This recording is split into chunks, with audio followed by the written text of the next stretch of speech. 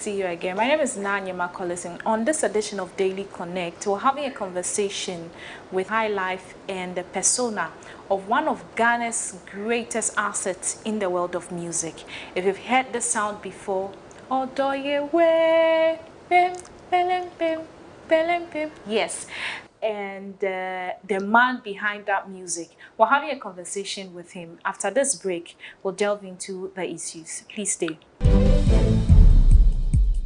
Thank you for staying with us.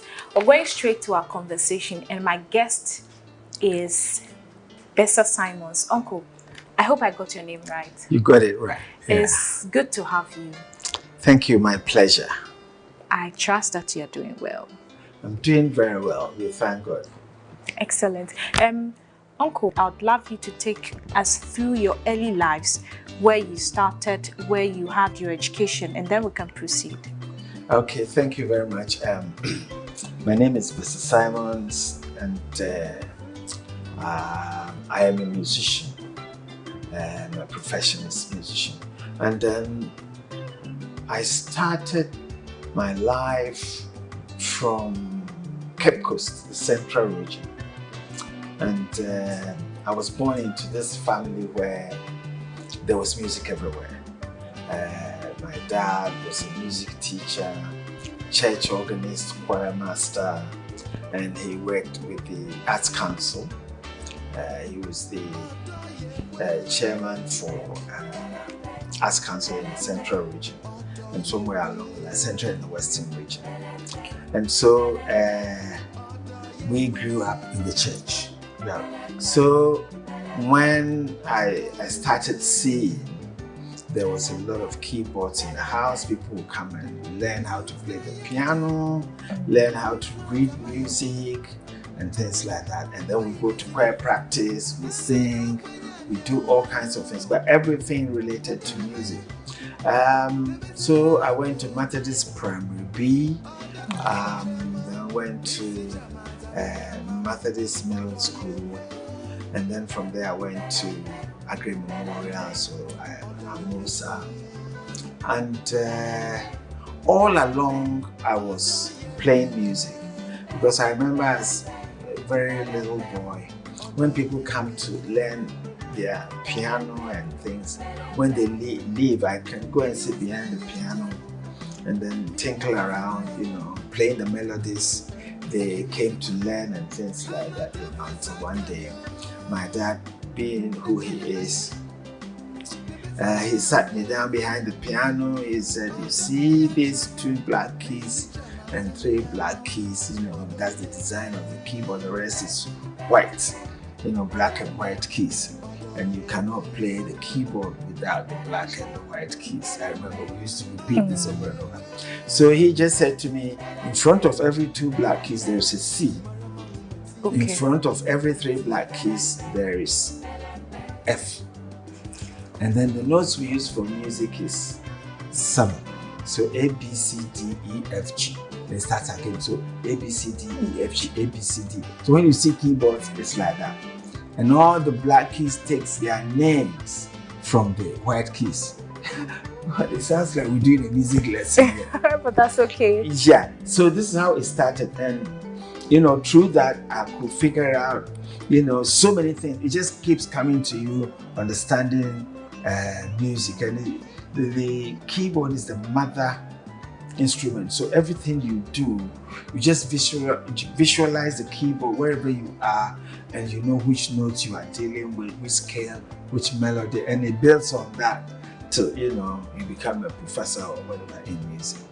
Okay. So this is how it started from the elementary school. Then when I got to the secondary school, there was a school band. Every school had a school band, and our band was called the Vox International. And the band was so good.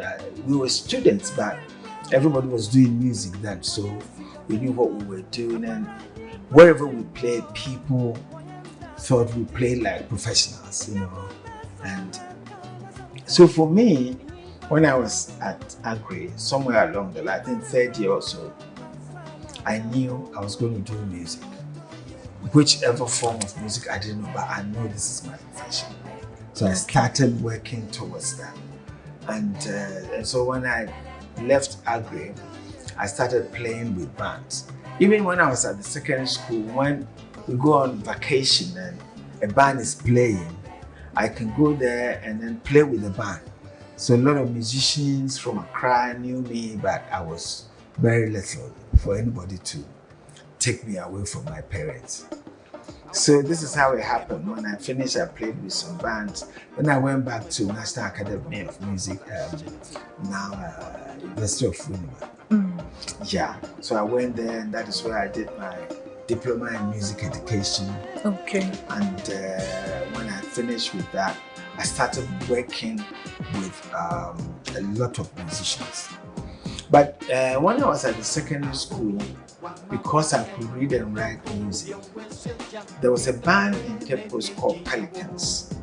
And when I come on holidays, I play with them. And this is a big band. When we say a big band, we mean a band with horns, guitar, bass, drums, percussion, and singers. I was just thinking, a band with a lot of people. A lot of instruments. And then a lot of instruments. Instrumentalists. So I used to score for them, write the harmonies, everything, arrangements. And when we go on rehearsals, then as young as I was, I remember I was about 13 or 14 or so. So, and they were older men, like my uncles and things. And then I will teach them the songs that I've written. And those days, there weren't many people who understood music like I did. Okay. But when I finish and it comes together, it sounds so good. And they were all wondering, how can this little boy do, things like that? So it got to a point, even the rehearsal was a whole afternoon, evening session. People would come and watch and things like that. So from there, fast forward, when I finished Winneba, I did my national service at Riley Secondary School. Yeah, alright, school. One of the experiences I will never forget, my teaching days at the secondary school was very, very, very interesting. Then, whilst I was doing my national service, I was also playing with bands. So I worked with so many musicians. I worked with a group called 1-2 Azuri. I worked with GDs. So many bands. I worked with CK Man, Papa Yanson, Joe Laka, Ebo Taylor, and these are great, great musicians. And they were all high life musicians. So KGC, Kakeku, Onyina. So I got to know about high life music because they inherited it from our elders. Okay. And so they passed it on. And I always say the last few people who learned from these great musicians there were only very few living now, like me, who played instrument, like myself, Nana Tufo, Charles Samoa, what was the other one? A lot of them too are not here. So Lido do, there are some class of musicians who went on to do very, very, very well in music. So this is how it happened. Then I left the shores of Ghana, went to the UK. And when I was in the UK, I was still teaching music. Also playing with bands. I was a keyboard player. I've always been a keyboard player. Because you started from home, obviously. Exactly. Yeah. So I played keyboard for so many groups. And when I went to the UK, there weren't many keyboard players who can play and fuse, the African music into jazz, R&B, and things. And this is something that I could do. So I was playing with at one point I was playing with about 7 bands. Bands from Africa, Mexico, Cuba, English bands, American bands, and we were playing all over. Okay. The world. Then, before I left Ghana to one of the greatest Afro rock music called Osibisa. Yeah, Came to play in Ghana. I wanted to ask you that, but then since you started, I should go on. Yeah. Okay. So they came to play in Ghana some time ago. That time I was playing with one of the top groups in Ghana called the Third Eye. And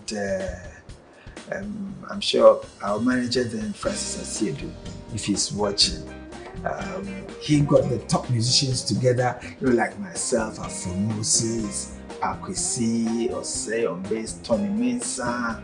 And so we were like the new sensation in Ghana. Okay. So we opened for Osibisa at the Accra Sports Stadium. And it was such a big night. So when they finished, they had a party for Osibisa somewhere in Achimota. So they called us to go and entertain them. So we were playing. And I remember Matonto he was standing, beside me, and he was enjoying himself so much. So when he finished, he said, "Hey, anytime you find yourself in the UK, come and look for me." But this was a long time before I even went to the UK. So I was at a place when Matonto came there. And we were all chatting, and when he saw me, he just looked at me. Then he came back. He said, "I know you somewhere." And when I reminded him, he said, "Yeah. So he took me to go and see Tediosei, and I remember when we went, Tediosei is the leader of the Osibisa. Okay. When we got there, Hugh Masekela was there. So they were having a meeting in one room, I was in the other room, and there was a piano. So I started playing, And so at one point they all came to see me, and I remember he was saying, "Teddy, who is this little fella?" And then he said, "Oh, one of the new newbies. People, Newbies. New kids on the block." And then they said, "Oh, yeah, let's hold him well, bring him up to this, that." And so from there was we exchanged numbers and everything. So there was a time Matonto called me what I was doing that weekend. So I said I was going to. So would you like to come to Spain with us to play with the band? I said, why not? So that was my first show with Osibisa. And because those days, in my school days in Ghana, we used to have entertainment night on Saturdays. At that time, televisions have come first. So one day we were watching like Top of the Pops. Okay. And we could see these black musicians wearing batakari, So we saw these black people playing a song, a song called music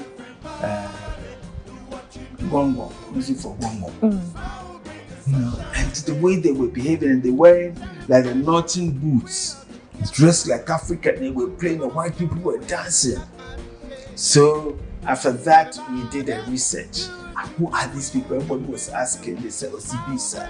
Everybody, Then they saw a name somewhere. Osibisa has names like Tediosei, Osei, Solamafiu.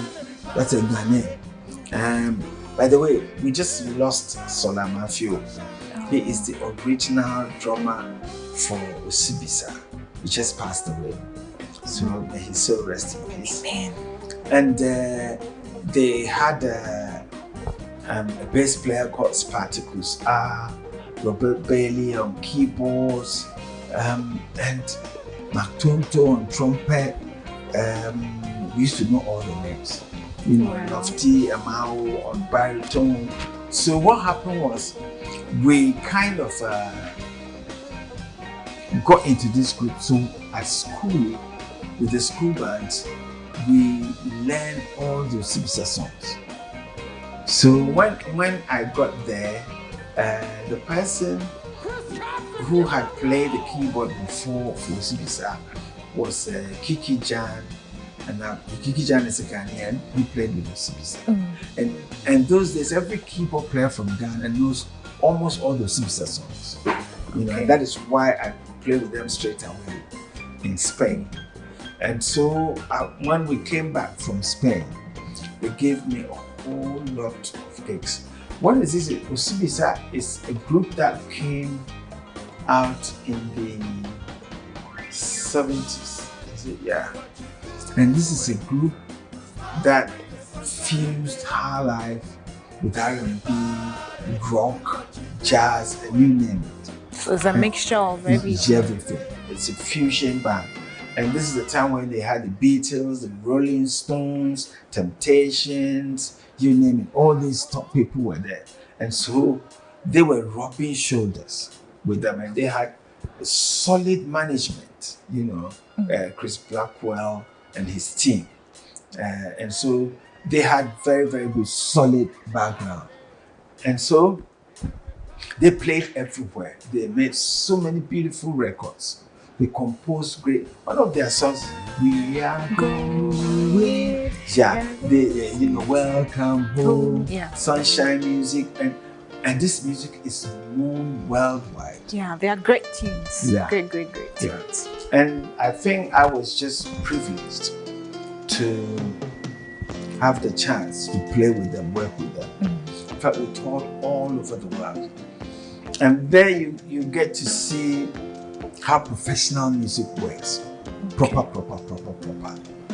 Everything is on paper, you have your itinerary. Let's say you tour in Australia, New Zealand, and Singapore.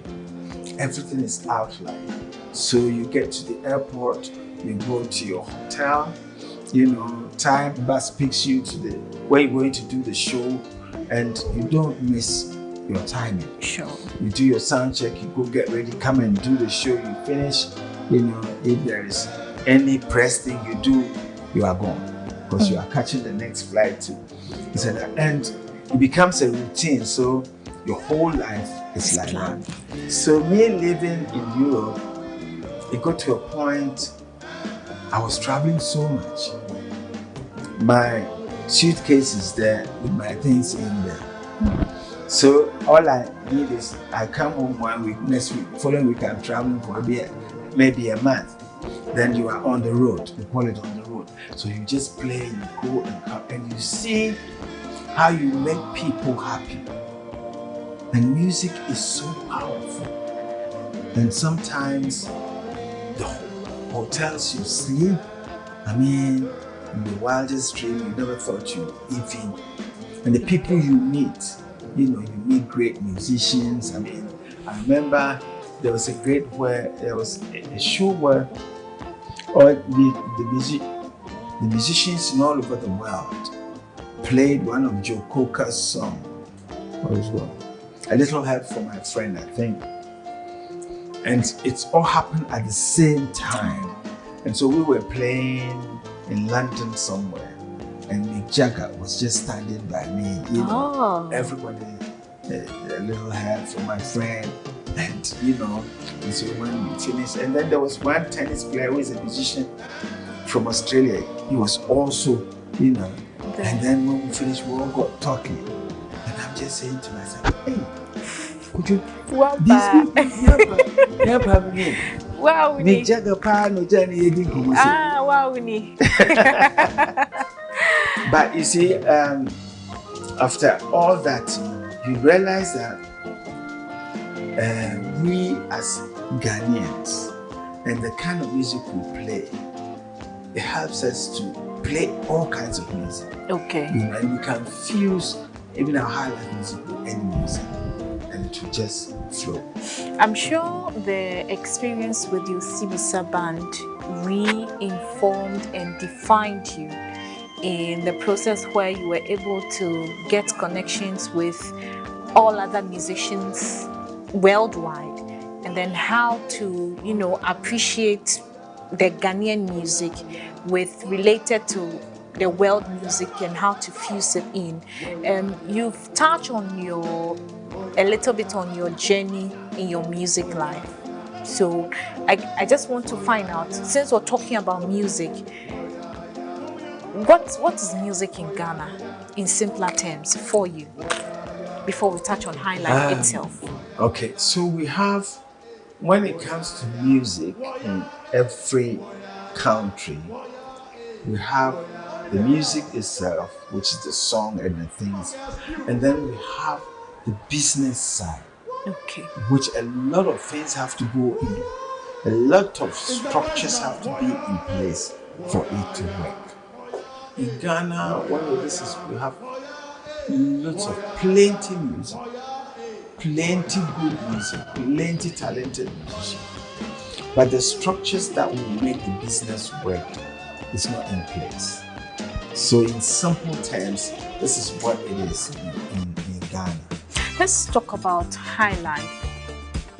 I also read that E.T. Mensah, the late, was the king of high life. E.T. Mensah was the king of high life because he, at his time, that is why we say he was the king of high life. At every point of time, we have a king of high life. Okay.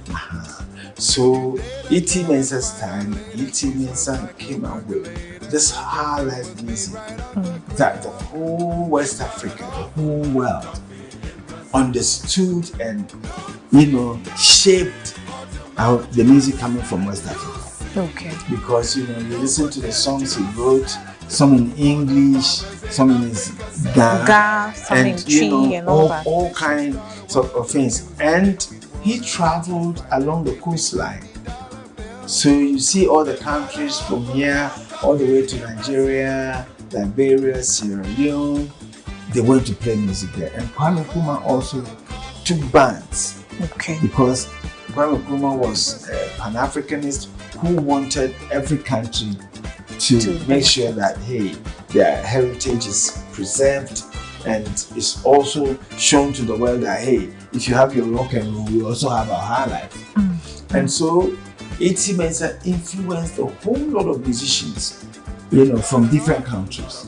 Right. And that's why if you look along the coastline, we have so many high life bands. I remember when I was in the UK, sometimes we go to a show and I'll be playing some high life like in Temobaya on the keyboard.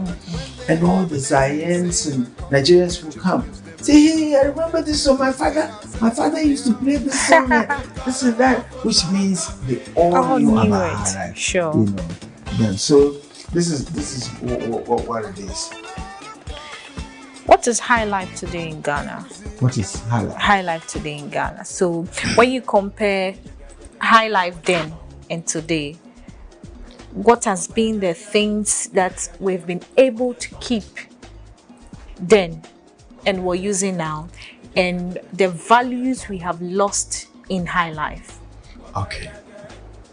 High life itself is based on some of our beats, indigenous beats. Okay. Like ta, ta, ta, ta.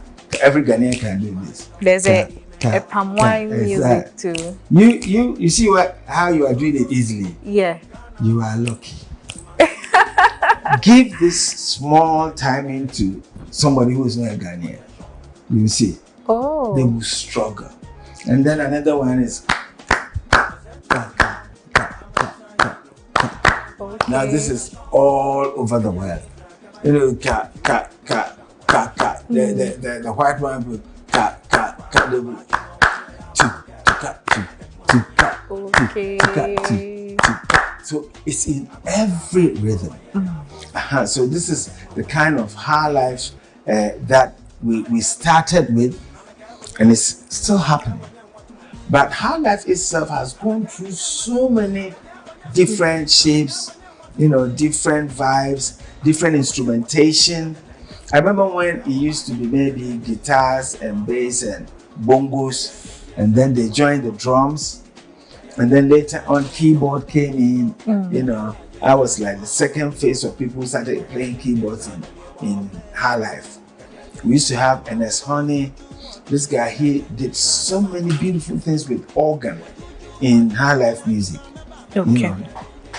And he made keyboard became part of our high life music, and the playing style like Jimmy Smith and his own high life style, and the guitar complementing the guitars and the bass in the song, filling the gaps that in the olden days horn players will fill. And then later on, we went through another changes, and that is when the synthesizers and things came in, and that is when we had Burger High Life. Okay. With Ekoti Blofo and those kind of things, you know, George Dakun, the Dodu, you name them, they were Brakun, you know, they're all coming in with different kind of high life. And then we also came in with our fusion, you know, keyboard influence, lead, rock guitar influence, you know, that kind of a thing. And then jazz and rock, you know, R&B, all fused into high life, you know. And that is when the Lumbas and Co came in with still Burger High Life, but they were doing more of the electric sound. You know, more tight, harder drums, you know, style. And so when you hear their song, you can hear the drums pumping. You know, Teresa, that kind of a thing. So High Life has gone through so many phases, and even if you listen to High Life, we have High Life reggae. When they play the reggae, but you can hear High Life in it. There are songs like that, you know, and through all that to now, today's High Life that you are asking, some people call it Afro beats. They call it all kinds of them, but to me it's all High Life, because there's no way you can and the singing, people are singing like Ghanaian High Life style over what they call the Afro beats, and they say they are singing different. Whilst I know say you are singing High Life. which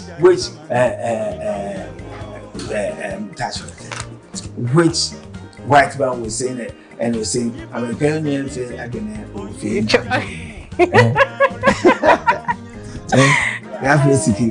No white man will say skin pain. We say skin pain or something like that. No skin pain. It's a Ghana, it's a High Life thing that's been going a long time. So this is it. Would you say that High Life today has lost its authenticity because of what you're saying? The sad thing is that we are playing High Life in a way that we've left a lot of the elements that would have made it smell nicer, taste nicer, you know. So the High Life we play now is very hollow, you know. And so that's the difference between our High Life or Afrobeats or anything and the Nigerian Afrobeats or High Life or anything. I'm saying this because everybody knows, and those who don't know, I'm telling you that Afrobeats is based on High Life. As a producer, I know I've produced so many songs at the studio. I'm also a studio engineer as well, so when we get into that, I've produced so many songs at the studio, and so I know where the High Life elements are. And Nigerians are now going for the Nigerian High Life and the Juju music, and they're also singing Afrobeat like Fela Kuti and putting it in their modern style. But we are not going too much into our High Life elements. Most of my friends who are producers in Nigeria say, "Oh, why your people leave the nice things and now they want to sing like us? You know, they want us to sing like us as Ghanaians." And it makes it so authentic and it's so beautiful. And everybody will be saying, "Oh, where is this music coming from?" You know, and then they will go and search for it. Well, we hope that, I don't know, but what do we need to do to bring back the vibe to complement today's High Life, since it does not carry the full diet or the High Life we know, and we're trying to imitate the Nigerians? Yeah, I think it will take some time for us to realize that we have to do our own thing. And also, I mean, some people are doing it. They're doing the modern High Life, not the old High Life.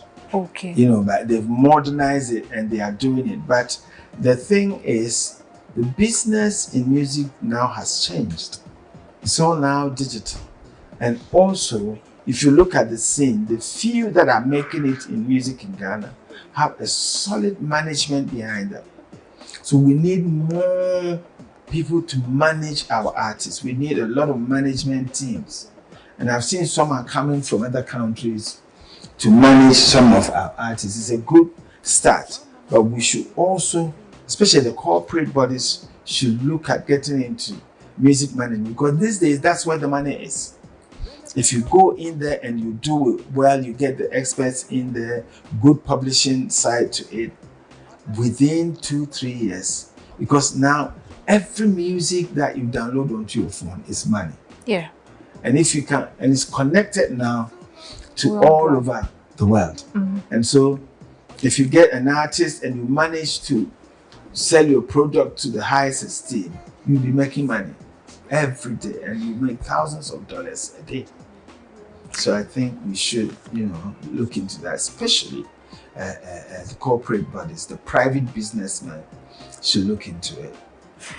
Well, there's one other thing I wanted to touch on High Life before we zoom into a conversation where you started producing and all that, and things we have to do to refine productions, especially music in Ghana. One of the persons that I have known constantly with a different gender in the whole history when it comes to Ghana High Life is a Kosie Japan. Are the females doing it right? I mean, are females musicians doing it right? Wow, that's a tall question. Looking at the female artists today, we have some very, very good female artists around. I mean, Kosie Japan is a legend. I mean, she's done so well. And she's still doing very well, with when it comes to high life music. We've also got other artists doing very good high life, like Sister Fia. Yeah, I like what she's doing. She's doing very good high life music. And then Sienna Soul. Yeah, is also doing nice high life music. But I think we need more women, to get into the high life scene. And also, like I said, managements to also, manage the female artists. Because, I mean, I'm looking at other countries and I can see that a lot of female artists are being managed by top managements. And I think we should go into that. Let's come to your production bit. You are now sitting and producing other people for good music. How is it for you like? Well, I mean, apart from producing my own music, what I also have done and still doing is produce other musicians and artists. I mean, my sisters, some of the music I've done, that is from programming, mixing, and sometimes mastering, and then putting the music out by an executive bodies. It's like I started with the Tego sisters. So if you hear these are all my productions. They were my friends long time from Ghana. So when I was in the UK and I released my album Bessa, the one that's got C Nana, so they came to London and they found me and we did their albums. Okay. Their first album, second one, and third or so. I mean, if you hear things like Yedi Nkunim, Yedi, those kind of songs. I also work with Felix Olusu, most of his songs like I'm going to the album. If you come to your support, that album also. And then you can come to Papa Yansen, song like Jealousy Mama. That song. And then a whole lot of them. I can't remember all of them, but I've done so many songs, sometimes from scratch to the end, And then if you take Samuel also, like Ojeku, that song. You know that song? No. You don't know Ojeku? I'm missing. Oh. know that one. Yeah. And then we move bitches. Wow, I know that one. So I've worked on so many songs. I've worked with the Despite music, Roots music, them. They all used to come to UK. So I had my studio in the house. We would do it. When we finish, we go to a bigger studio, very expensive studio to do the voices, and then we mix and then master, and then they bring it to Ghana. So they used to tell me, the next time you come to Ghana, you see this song will be a hit in Ghana. And I say, amen. True. When they come to Ghana, it's a hit.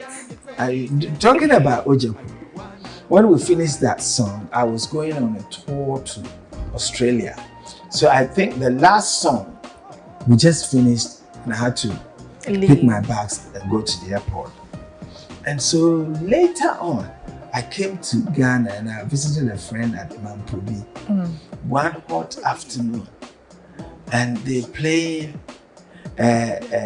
Ojeku. And I said, I stood there for a while listening to the song to the end in the radio. And I said, the people, and everybody around was singing it. I'm just looking, I said, this song, I did it in London. Yes. So I went to see Isaac, the executive producer. He also just passed away. May his soul rest in peace. Isaac Taylor, Roots Music. And he said, could you, when you mean that? Oh, a big hit. Wow. A big hit. So these are some of the things I've done. And then I'm still in production. But because I've taken so many commitments, I'm doing less and less of the studio productions. I want to touch on one of your greatest commitments, which is the Music Union in Ghana. I don't know why you're still the acting president. Maybe you can help me with that. Okay, what it is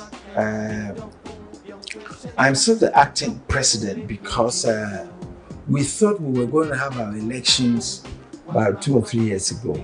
Yeah. But since then, there's been so many issues, court cases. Anytime we want to go for elections, someone will put an injunction on it about 1 or 2 things, and then the whole year will be gone. Just last year we were supposed to have the election, just about 3 or 4 days or a week. There was an injunction to stop the elections. Wow. So cases are in court, and I think we're looking at this February, because of the holidays, to see what the judges will say. And my prayer is that they give us go ahead, for Musica to have their elections. It doesn't matter who becomes the president. The main thing is Musica must have their elections for Musica to move on freely. What's the issue with Musica? The issue with Musica? What's the issue with Musica? There are no any particular issue, so far as I'm concerned. Why the court cases then? I mean, the court cases are, for example, I can't comment on that because the cases are in court. Exactly. Yeah, but I think once Musica has an arbitration committee, most of the cases could have been dealt on the arbitration level. I mean, one of the cases, they did not even wait for arbitration to finish deliberating on it, and then they went to court. So, I mean, going to court, you will see that the thing has gone back to arbitration before it goes back to court. So, I mean, these are some of the things. But I think the main issue I'm seeing coming back from where I sit and looking at what goes on in Ghana, sometimes it's like interpretation. Everybody thinks their interpretation is the best. Okay. So it should be this way, not your way. It should be that way, not your way, Okay. And I mean, people don't also understand that in a democratic space, everybody have to go follow the constitution. Everybody have to do what they have to do. You can't just get up and say, I don't want the elections to come for your personal interest. So I think that's one thing. And also let's generalize the whole thing in the entertainment industry. People haven't been able to sit down and talk around the table. You know, and that is a big problem, that people can't sit down around the table and talk to see that, hey, whatever we are doing in Ghana is been done before. It's been done in almost all the countries. Look at Ivory Coast, the entertainment industry is working. Benin, Togo, Burkina Faso, and Nigeria just got theirs working.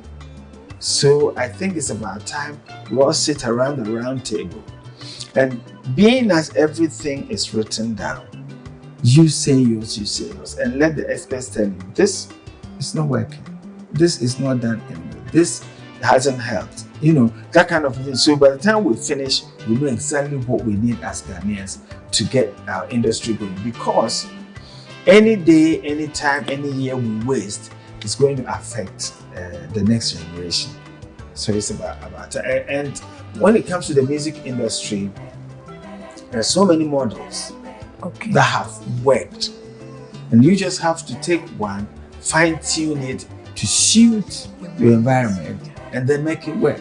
You know, we haven't done that, and I think that has affected us a bit.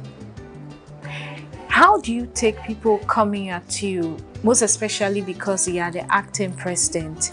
He cannot do this, he needs to step down, a lot of back and forth. How do you take those comments? Well, I mean, some of them when I see that it has no basis. I don't worry about it too much. And also some of the things that they say, I believe in my lawyer's advice, you know. But ones that sometimes hurts is the unnecessary words that people use, the insults and things. Me personally, it doesn't bother me because most of these people don't even know me. You know, they just saying it either based on something they've heard, but I don't even maybe sometimes know anything about it. The whole worries is a friend or a family person hearing it somewhere and coming to you, have you heard this? God, this person, if I get, you know, then I start getting worried. So people are worried about these things that is happening. Exactly. But I mean, someone said something 2 days ago, and it was very encouraging. He said, "Oh, Bessa, how did you do it?" I said, "What? That now there is some calmness in the." You also realized that? There's some. And I said, calmness. I haven't done anything. I think, you know, people are getting tired of, you know, all these things. And I hope, you know, it all leads to a positive thing for organizations who are suffering from all these things to sit down, trash out their differences, and let the unions move on, because the members are the ones who are suffering. You know, because so many things you have to do, and when you take 2 steps, you know, they drag you back. It's not helping, and it hasn't helped. Finally, Uncle, I just want to touch on your little achievements as acting president. Yes, some of us have seen the calmness in the industry, and then we're hoping that would also subsequently in February the elections will come on, and hopefully members would maintain you as the president itself. But I want to know some of the achievements that maybe is causing them to remain calm. I mean, what it is I have always believed in things that will help the youth and also the older musicians. So what we've done, first of all, we've done some workshops. We did some workshops for people to know what royalties is all about, because that's a huge portion in our business that if you don't understand. It's a whole subject matter to talk about. And then publishing. I had one of my friends, Mr. President, who came from the UK, and he did a free workshop for us, you know, telling them about what publishing is all about. And he is one of the biggest publishers in reggae music. Okay. So when we finished, he even did one-on-one with people who wanted to know more. We've also done a lot of workshops. One we just did one last year. That is with the digital space, because now everything is digital. Yes. You don't even sell pen drives these days. No. You have to go online and this like that. Download And that was a huge one. So we managed to source brands to put these things together. And because as Musica we look after all the regions, we brought two people from each region who are ICT inclined to come and study all these things and then take it back to their regions. And we have branches at all the regions, and they will call a general meeting. They will also teach them what it is. Even if your music is online and you are not doing anything about it, it won't sell. Sure. You have to know a lot of online shops. You have to know how to enhance your links. Yeah. Even I didn't even know there are some online shops that sells new music. So once you do your music and you put in this is a new music and you put it on that, there are people buyers from there as well. Yeah, there are Spotify, iTunes. Exactly. Yeah. So we did all that. I'm sure we will do another one this year. And on top of that, I realized that musicians don't have any insurance or pensions. Ooh. So last year we introduced insurance, a group insurance. Okay. Where musicians, when you are sick, your hospital bills will be taken care of. If you lose a child, if something happens to you, you can't play your music again. If you lose your wife or your husband, and if you passed away, this is something people like the non-paid the more benefited. Okay. And this year we're also going to renew it next week. So and with more benefits. So this year you pay 100 cedis, just 100 cedis a year, and there's a lot of benefits you can get. Okay. And this is unprecedented because it's never happened to any union or organization in Ghana when it comes to the entertainment world. And the one important thing we have started but not finished is to make sure that every member of the union has a pension. Musicians don't have pensions. So it is very, very important we make sure. So we've gone far. We've got people who have pension schemes. They've come here. They do that through SNIT or... Yeah. I mean, there are other... aspects too as well. No, there are other firms that do pensions. Yes. So we spotted one that suited us. Thank you very much for your time. I just want to find out if you have any other final words on the aspects that we have touched on, precisely your leadership as acting president of Musica, and then if you have any other thing to say concerning High Life, the music industry, then. Okay. There is one big thing that is going to happen to Musica, and that is Musica is going to go fully digital. Okay. If we go fully digital, what is going to happen is that now, once you join Musica, you will have an account with the Zenith Bank. And all your profile will be in our portal, and you will be linked to about 100 or 100 something, 125 unions in different countries. So if you want to collaborate with them, you can do that. Your music will go to all these countries where people will listen to your music, either they will buy them, download them, and things like that. And also the interesting thing is that our Musica membership card will change because we are going to work with the Zenith Bank. Okay. And what it is once you register with Musica, your card will be an ATM card. Okay. And also this time you don't have to come all the way to Musica to come and register. You can just do it on your Android phone, send, and you'll be registered. Okay. Yeah. And things like once you are a member, also what will happen is if you want to do something like put a show together, and you need assistance, financial assistance of some sort, you can get Zenith Bank to support you, for you to have it. And this is going to ease, and once we do that, you will see that even paying our taxes will be factored in there. Like if you earn money, you can know how much tax you have to pay. And the government will respect us more, because for us to pay the government has to bring money. Exactly. For him to collect his taxes. So this is something that we are counting on. And once we go digital, I know every musician will join Musica, because the benefits here will be so huge that you wouldn't like to be a part of it.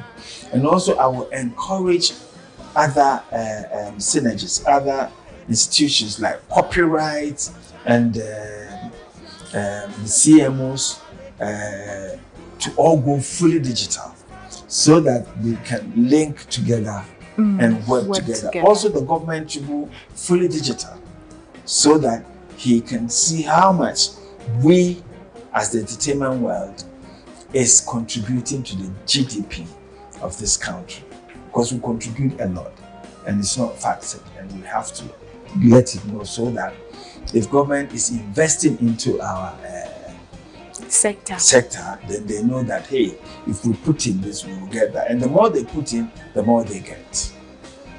Thank you very much, Uncle. Oh, wait, don't kill it. You're done? There's more? One more. Yeah. That's okay. Also, let me use this opportunity to ask all musicians of Ghana to join Musica now, because this is the time to join Musica. If you come late, you have a whole year's probation to serve before you can start enjoying benefits. And also with our insurance, I am encouraging every musician, every member, to renew your membership this year. The year has started, so renew your membership. Make sure you have your insurance so that you can benefit. If you are watching me, please join Musica and make sure you have your insurance, because the insurance is no contribution, no chop. So nobody is going to contribute and you come and benefit. So please don't let it happen that you come and say Musica did not come. Thank you. Thank you very much for spending your time with us. This is off record, but I would love if you can perform one of my favorite song of your song. I hope I'm putting it right. Yeah. Out of your songs, I have two favorites. The one I sang earlier, the Belembe, and then I think Awoyi. But I don't know the words. You see? I don't know the words. You have to know the words. Okay, so like I will just do the chorus in it. Odoyewe, Belembe, Belembe, Odoyewe, Belembe, Belembe, Odoyewe, Belembe, Belembe, Odoyewe, Belembe, Belembe. Obiara ye, the woman is me ye. Obiara ye, the woman is me ye. Obiara came. Thank you very much for your time. We've been speaking to the acting president of Musica, and he is also a high life musician for the time past. Bessa Simons has been my guest. My name is Na Anyema Collins. We'll see you again another time. Bye-bye for now.